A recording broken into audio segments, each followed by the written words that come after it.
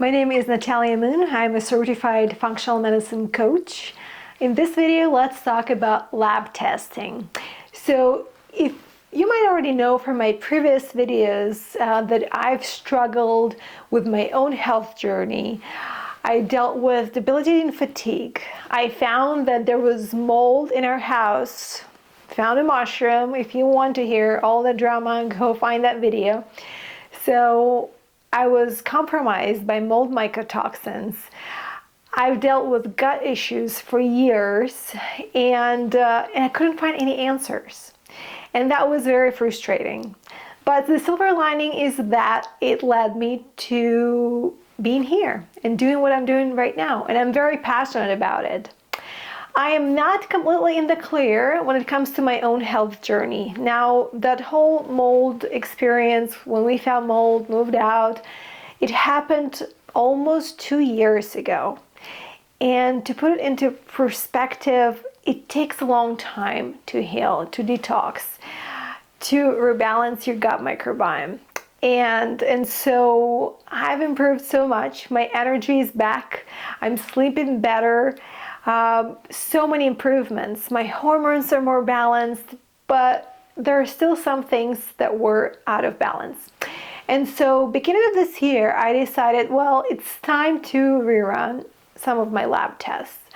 And I wanted to test out Function Health. If you haven't heard about Function Health, now this company was created by Dr. Mark Hyman. Dr. Mark Hyman is perhaps one of the most known and popular functional medicine influencers out there. He is the one that brought so many concepts of functional medicine to light. And frankly, he's one of the people that brought this awareness to me.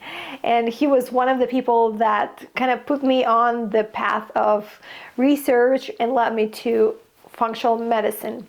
And so I was very excited when he launched this company, because that means that finally labs are becoming available to general public. And not only that, it empowers people to be lab literate, to understand what ranges mean, what does it all mean.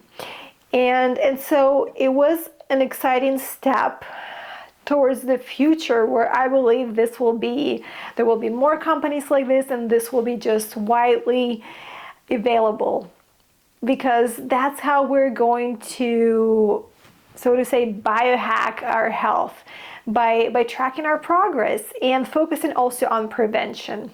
So that's kind of the preview of Function Health, if you haven't heard of that. So they test 100 plus biomarkers the first time around. You pay $500 for a year membership, and so you get to test first time 100 plus biomarkers, and then in 6 months you get to retest I think about 60 or 80 of them. And so compared to other prices on the market, I thought it was actually a pretty good deal. And I had to do 2 lab draws. So they're down through Quest Diagnostics. Quest Diagnostics locations are all around the United States. So I went twice. The second time I also collected a sample of urine at the lab. And that was it. So pretty simple and straightforward. So let's look at my results, and I'll walk you through it. Okay, so now we're at Function Health website. We'll go over my lab results. First of all, I want to share with you that I am in no way affiliated with Function Health. So this will be an honest review, and I do have some things to say about things that I think Function can do better. But let's dive into it. As you can see here, that 98 biomarkers were in range and 16 were out of range. Now, a pleasant surprise is always, and a little bit flattering, that they put on here a biological age. So I am 11.5 years younger. That's nice.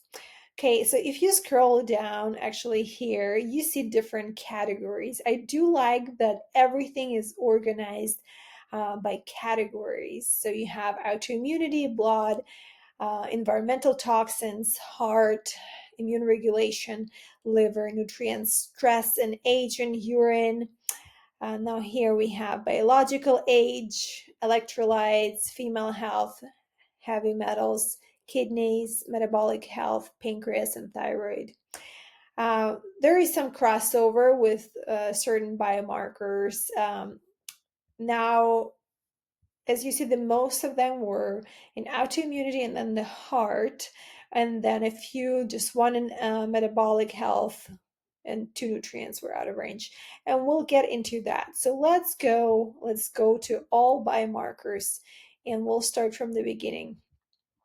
So at the beginning here, you see autoimmunity. I think that's a nice way that function does test for ANA, which stands for anti-nuclear antibodies. Now, ANA per se is not a very specific uh, biomarker for autoimmunity. First of all, it doesn't necessarily mean that you actually do have an autoimmune condition, but it just might put you somewhere on the spectrum. You might have the predisposition for an autoimmune condition, and at this point, you might not have a full blown autoimmune condition. Now, ANA antibodies can be elevated due to other factors, such as viral infection. So, again, you cannot base something simply on this test and on this biomarkers, but it can give you some clues in connection with other results and also in connection with your symptoms. And so it did confirm that I do have some positive anti-nuclear antibodies, which in other words also means that my immune system was overactive at that point, but my rheumatoid arthritis factor was in range. And that's nice that they do check that, because it's probably, we don't want to schedule, no, uh, um, that they test for that, because it's probably one of the worst autoimmune conditions. Now we move here to blood. So uh, this one was out of range, and this is in connection with my iron, so I'm a little bit on the low side. My ferritin is low, and we'll see that. Otherwise, everything else looks pretty good. Now, when it comes to electrolytes, calcium was low. Now, in my previous blood work, calcium was already on the low side, and here it crept out of range. Now, I'm still not concerned because I don't show any symptoms of calcium deficiency yet. I will be more mindful with my nutrition and make sure that I consume calcium rich foods when it comes to plants, because I do eat dairy free diet. Now they do test for environmental toxins such as lead and mercury. Excuse me, and mine were in range. Now we come to female health. So this is a nice panel, but this is perhaps my biggest complaint when it comes to function health. So the hormones were tested, they're recommended to test on day 3 of your cycle. But the female hormone panel does not include progesterone. And I think that needs to be fixed by function. In fact, I was surprised. I ordered everything, and only afterwards I realized that progesterone is actually not part of the female hormone panel. So I did contact Function Health customer support, and I asked them why, like what's going on, and they said that they're working to potentially adding it on.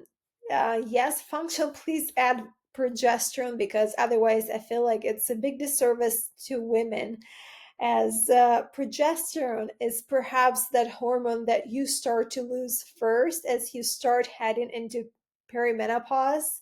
It's that calming hormone.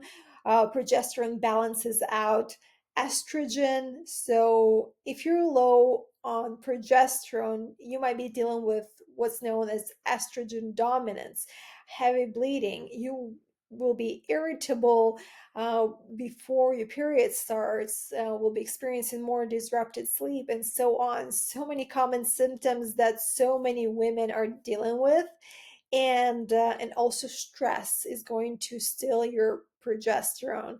So I'd say that function will need to test for progesterone. In that case, progesterone normally you want to test it during the luteal phase. So just test all the hormones on day 19, 20, and 21. Many functional integrative doctors do that. And ideally, you will also include estrogen to progesterone ratio here. So that would be nice. Um, Otherwise, even though hormones show in range, I'd say that um, testosterone is definitely on the low end, and then I had to order my progesterone separately. It was not bad; it was good, but symptomatically, I do show that I am low progesterone. I will need to retest my hormones again and do them all together on day 19, 20, and 21 and calculate the estrogen to progesterone ratio. But currently, I'm also doing some things such as seed cycling, and I did add on just recently Vitex to my regimen. And we'll see if that can lengthen my cycle, because my cycle did shorten to about 24, 25 days. And so, yeah, we'll see if my cycles become longer and become lighter, not as heavy. Hormones are so important, and so many women struggle. So I think this is a big area of improvement for function here. Now we're going into heart. This was a little bit surprising for me because my previous labs that were extended like this with the particle size, I had nice, big, and fluffy particle size. So, but it doesn't mean anything because they do change and fluctuate. I did talk to with a practitioner that I work with, and she examined all my labs and told me not to worry about it because my metabolic health, as we'll look later, it looks very good. My homocysteine looks good, and most importantly here. Um, here you have the ApoB, but there is lipoprotein A right here. And this one actually is the bigger predictor of cardiovascular disease than ApoB, because this one is genetic, and you don't have to retest it. It doesn't necessarily, it doesn't change. You just test it once. And so I don't have that genetic predisposition. But my triglycerides look good, and HDL looks good. I mean, like everything else looks pretty good. So now we have here so that was the heavy metals. This is just blood cells, the immune regulation. So I know that the doctor, the practitioner that I work with, she likes neutrophils to be in the 60s. Mine are a little low, and so she often says that this can be a potential sign of mold toxicity. And in fact, I did do microscopy, which is when you take a little sample of blood and you look at it under microscope. Our nurse practitioner at the clinic does that, and we did see that there was still some mold. So I have been doing another detox for mold. Um, And we'll see if this will improve in 6 months. And lymphocytes, she likes lymphocytes in their 30s, so they're a little bit elevated. Okay, so we already talked about kidneys here.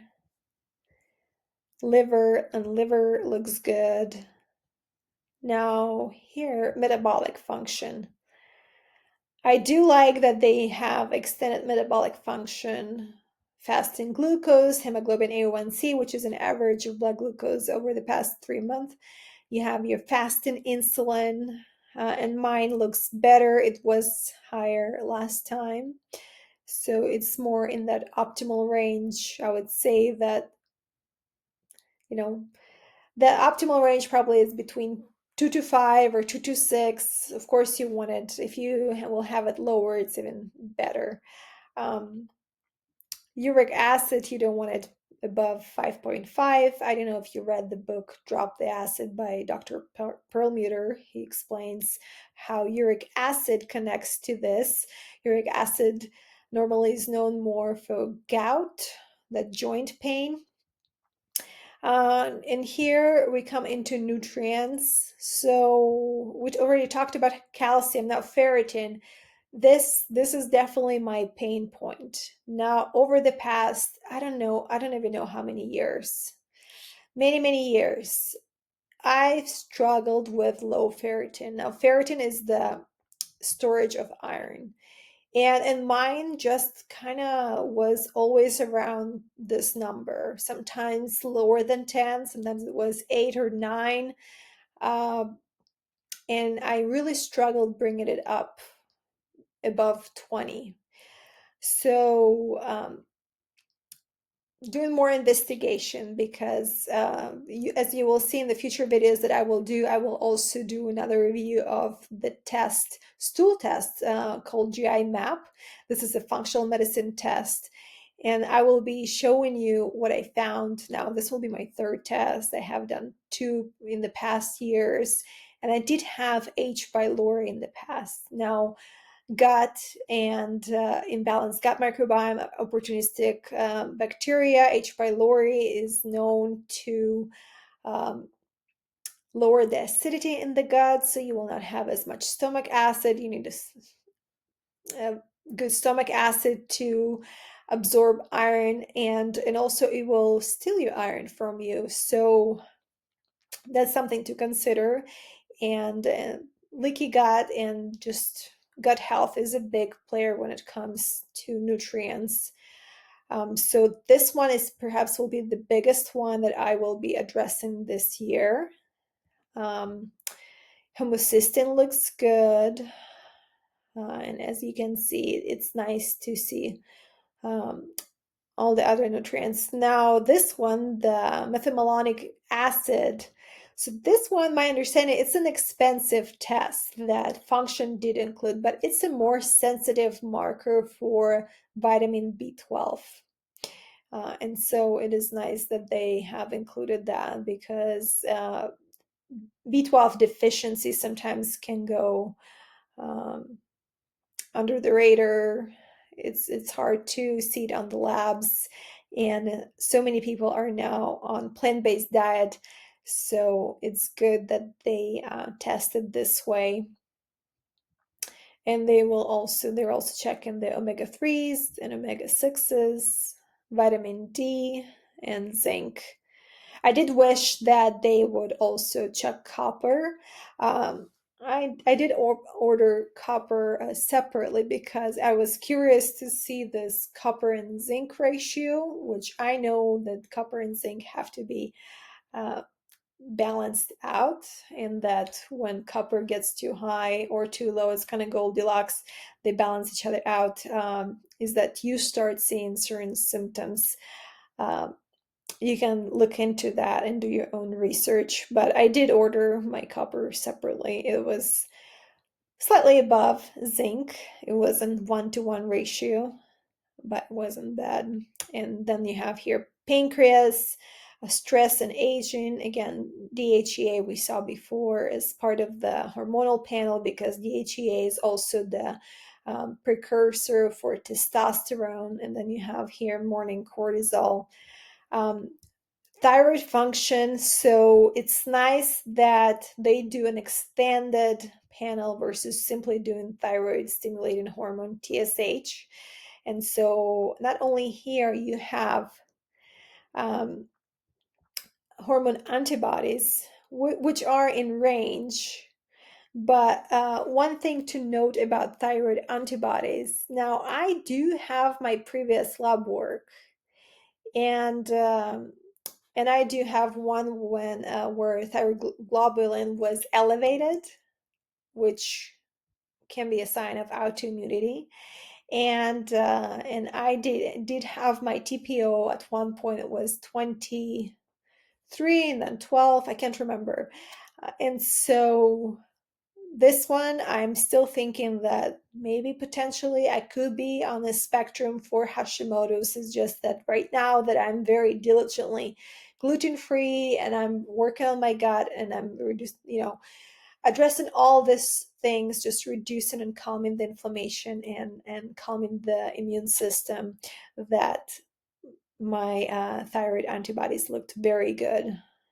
But this can be the connection with the anti-nuclear antibodies, but you can't tell from just one blood work because it just, one point in time. And definitely the more labs you have over the years, the better you will be able to recognize patterns and connect the dots, especially if you're dealing with something and you can't find answers. And this is the urine sample. Now, I don't even know how to pronounce this, leukocytes. I talked with with the practitioner that I'm working with. She said it can be a marker of uh, bladder inflammation, but I do not have any, or did not have any symptoms of that. So it can be perhaps something random. Again, very hard to tell just from this labs alone. Otherwise, this is it. And now let's look at clinicians' notes. Now, after all of the labs are in, and it takes a while for them to come in, you will get this summary that kind of explains everything, all the different markers that were out of range. It kind of information explains about autoimmunity and what does it all mean. And so it's kind of nice information. It is very general information, so it really doesn't tell you anything specific.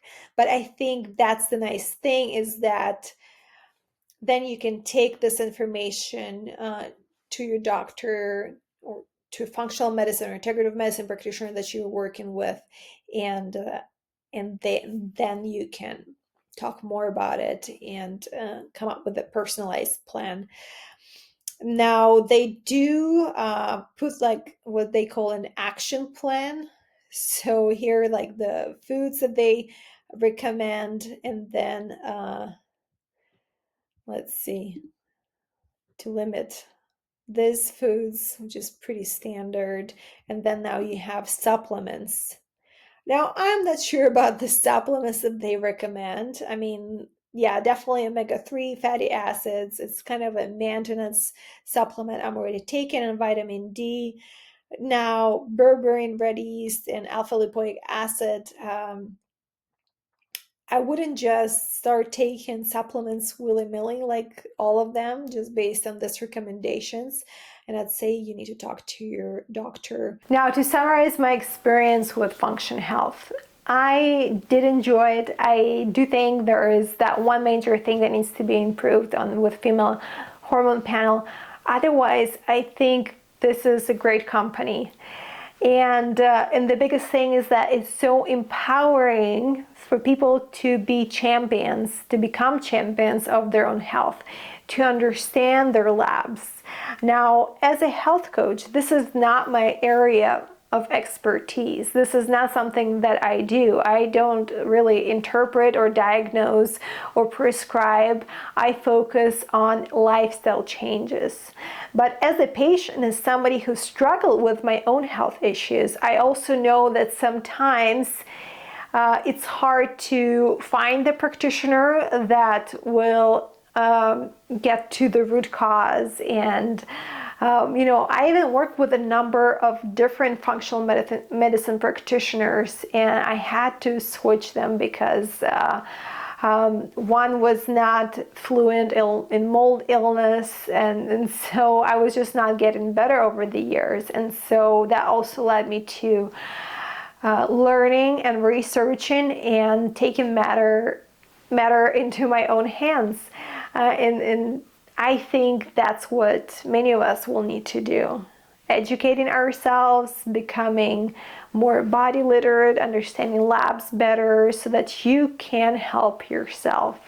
And in that case, I think function is a good tool, especially if you're not quite sure what's going on. It might just give you some clues. It's good for people that are just focusing on prevention, want to optimize some things. And then if you do find something, then you can find a practitioner that can help you take this information and transition it into an action plan. So I'll see you in the next video where I will be reviewing my GI map results.